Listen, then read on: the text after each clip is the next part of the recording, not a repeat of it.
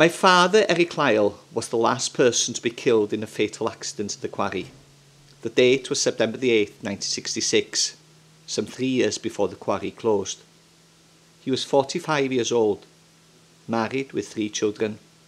My elder sister was 20, I was 17, and my younger sister was 10. It was a Thursday, and it was a fine sunny day.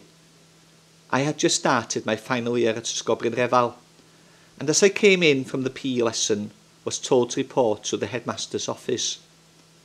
As I approached, I could see through the window the Reverend J. Alwyn Parry, the minister at Capel Coch, in the outer office.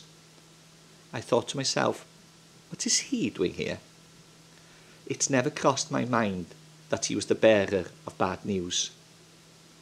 He muttered something about my father being involved in an accident at work, and that my mother wanted me to go home with him.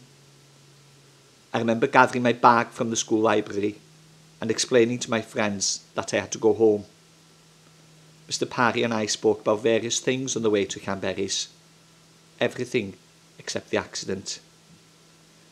When I saw my mother in tears in the parlour, a room which we only used on special occasions, I knew the worst. My father had risen through the ranks to become a steward or overlooker at the quarry, and he and a team of men were trying to stabilise a rockfall which had occurred a few weeks previously. He was attached to a rope when some of the rocks started sliding, pulling the rope from its anchorage, and he fell to his death.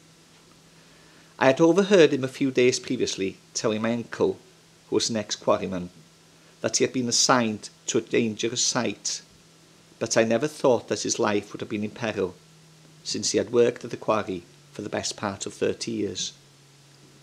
A few weeks afterwards, one of my father's best friends came round with a message that Sir Michael Duff, the quarry's owner, was offering me clerical work in the main office.